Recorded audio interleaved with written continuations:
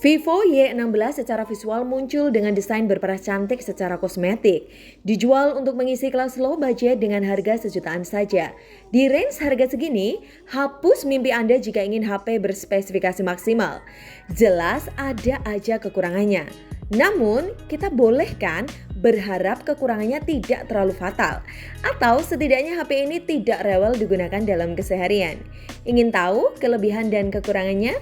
Ini ceritaku tentang Vivo Y16 di tahun 2023. Let's see!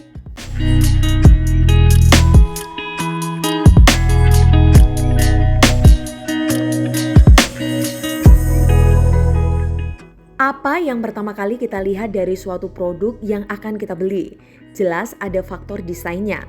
Vivo lewat Vivo Y16 berhasil mengemas desain HP ini naik tingkat.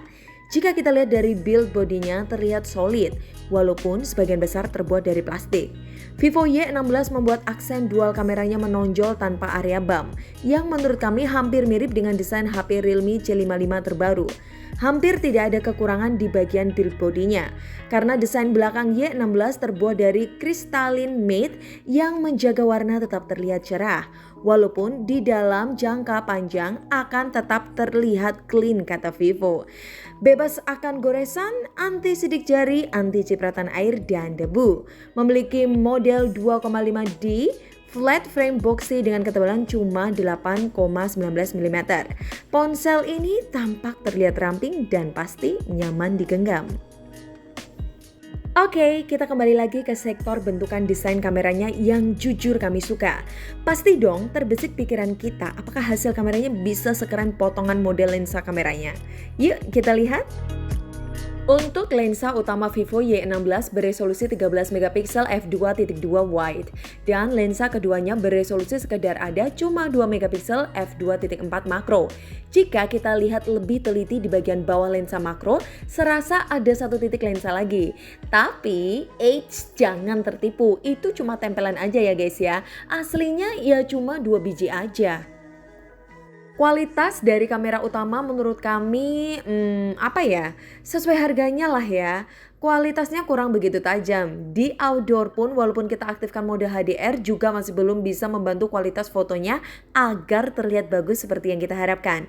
Dari segi dynamic range, saturasi, white balance semuanya serasa terlihat nanggung aja. Sistem AI-nya tidak seperti kebanyakan HP Realme yang agresif dalam pewarnaan. Triknya sebenarnya bisa kita akali adalah dengan pilih opsi efek AI-nya secara manual yang disediakan. Namun menurut kami tetap aja jatuhnya kurang maksimal. Apalagi jika kita ambil foto di situasi indoor atau malam hari misalnya. Vivo Y16 belum dibekali mode malam. Jadi ya hasilnya terkesan seperti pucat dan terkesan seperti cat air. Kami jadi teringat kualitas kamera Vivo Y16 ini sepertinya mirip dengan kualitas kamera Oppo A57 2022 yang keduanya juga sama punya resolusi 13 MP. Ya namanya juga saudara, gimana lagi ya guys ya. Nah, untuk video recording, Vivo Y16 bisa menciptakan video kamera belakang dengan ukuran maksimal Full HD 30 fps. Lumayan dong Full HD, tapi hasilnya juga hampir mirip dengan karakter fotonya. Yang kami sesalkan sebenarnya kualitas rekam suaranya juga tidak terlalu bagus. Dikarenakan mic HP ini cuma satu, tidak ada mic sekunder atau mic tambahan layaknya HP-HP Samsung sejutaan. Video depan Vivo Y16. Gimana untuk kualitas suara dan kualitas gambarnya guys? Untuk video selfie juga begitu. Langit terlihat putih aja. Kamera depan tidak bisa mengekspos warna langit sesungguhnya. Namun untuk membidik wajah ya masih lumayanlah ada sedikit tekstur.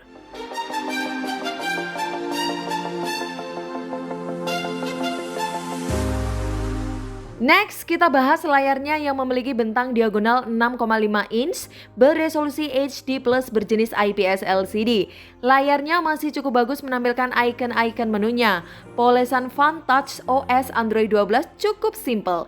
Kami termasuk suka akan UI-nya, mudah dipahami dan digunakan. Kita bisa kustomisasi menu sesuai yang kita inginkan. Tidak ada fitur peningkat booster tampilan warna, hanya disediakan pilihan tingkat kecerahan, kecerahan adaptif, dan pengaturan standar lainnya.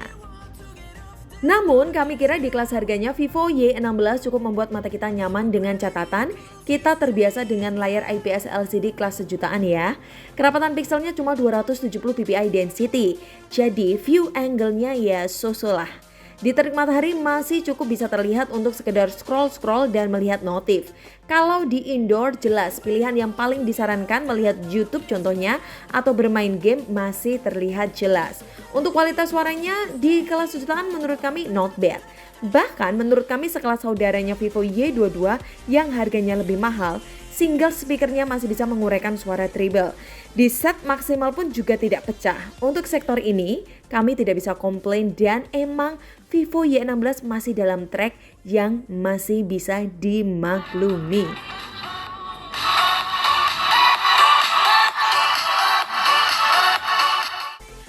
Untuk masalah dapur pacunya atau chipset Vivo Y16 masih memiliki chipset lama tahun 2018 yaitu MediaTek Helio P35. Bisa dibilang ini chipset sejuta umat HP kelas sejutaan. Chipset ini masih cukup mampu membantu pekerjaan Anda untuk beberapa multitasking, balas-balas chat atau buka menu yang kita inginkan. Namun perpindahan animasinya ya agak lama responnya dan ada delay lah istilahnya. Kita buat scroll-scroll cepet animasinya agak terkesan patah-patah. Apalagi kita pilih varian RAM 3 ROM 32. Walaupun ada pilihan RAM tambahan hingga RAM 3 GB. Kami kira jika teman-teman gunakan RAM tambahan ini tidak akan kasih efek apa-apa. Malah jatuhnya boros ke internal memorinya. Ya dikarenakan emang sistem RAM-nya masih versi lawas, belum berjenis flash UFS. Tapi kami ada tips nih untuk sedikit meminimalkan kekurangannya. Yang pertama kita harus menjadi developer pengembang terus matikan skala animasinya biar sistemnya sedikit memangkas waktu berpikir dalam merespon perintah kita. Vivo Y16 dalam bermain game punya fitur peningkat game yang Vivo kasih nama Multi Turbo 5.5. Salah satu fungsinya yang menurut kami paling berguna ya cuma bisa matikan notifikasi saja. Sehingga kita bisa lebih fokus main game. Namun untuk mendongkrak performa fitur ini belum banyak membantu. Untuk main game ML misalnya HP ini lebih cocok ke settingan rendah karena terkadang terjadi lag. Sedangkan untuk main PUBG, spesialnya Vivo Y16 sudah dibekali sistem gyro. Jadi ada sedikit pembeda dengan HP kelas sejutaan, contoh Realme C33 atau Redmi 10C saja tidak ada gyronya. Namun ya kembali lagi karena chipsetnya settingan maksimal grafik game PUBG ya ke rendah aja. Sehingga kita mainkan jadi kurang nyaman di mata. Beda lagi kita main game FF. Vivo Y16 masih cukup playable berakselerasi memainkannya. Daya yang dimakan oleh Vivo Y16 memainkan game Mobile Legends 21 menit menghabiskan baterai 5%, PUBG 15 menit 5%, FF 15 menit 4%, YouTube 30 menit 5%, scroll IG 10 menit 2% saja. Sedangkan untuk keseharian baterai Vivo Y16 dengan kapasitas 5000 mAh masih sangat mampu mengcover kegiatan kita. Walaupun cuma dibekali sistem charge 10 watt, namun ada sisi positifnya. Dia sudah memakai USB Type-C. Minimal tracknya lebih modern lah dibanding HP sejutaan lain. Contohnya Realme C33, Oppo A17K, atau bahkan Redmi 12C terbaru yang masih memakai USB Type-B. Dari jam 8 pagi sampai jam 10 malam dengan pemakaian normal, baterainya masih tersisa 35% ketika kami pakai. Untuk charge sejam dari 15% bisa ke 70%, jika sampai penuh butuh waktu 2,5 jam. SOT bisa mencapai 7 jam. Kesimpulannya dari Vivo Y16 ini jika kita baca dari katalog promonya yang paling sesuai adalah tentu desainnya yang trendy. Kita buktikan emang benar, layarnya juga cukup bagus, ada headphone jack, triple slot, terus ada radio FM juga loh. Sistem UI-nya simple, baterainya tidak boros, port charge-nya juga sudah Type-C, serta jangan dilupakan kemampuan biometrik keamanannya yang emang sesuai iklannya yaitu Ultra Fast Side Fingerprint. Responnya benar-benar tidak pernah salah dan cepat.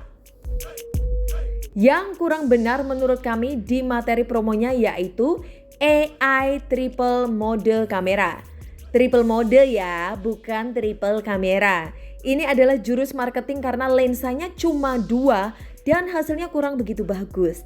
Banyak pesaingnya di harga segini yang sudah menawarkan 50 megapiksel dengan kemampuan proses AI yang lebih bagus dan fotonya lebih ready siap tampil. Untuk kemampuan chipsetnya juga kurang memuaskan. Bagi yang suka gaming, banyak juga kok opsi di kelas harga segini yang lebih ngebut. Walaupun Vivo Y16 sudah dibekali gyro serta multi turbo 5.5. So, semua kembali ke kebutuhan Anda. Vivo Y16 cocok bagi user yang tidak suka main game, user yang suka menjaga penampilan, user yang suka nonton drakor, user yang suka sosial media, serta yang paling utama adalah user yang suka sekali kepada HP merek Vivo. Yap, jika Anda sudah terbiasa pakai HP Vivo, sudah cinta, ya pasti Anda akan lebih mudah memaklumi kekurangannya dan melupakan kekilafannya. Saya Vanilla dari tim Gadget Pahlawan pamit. Bye!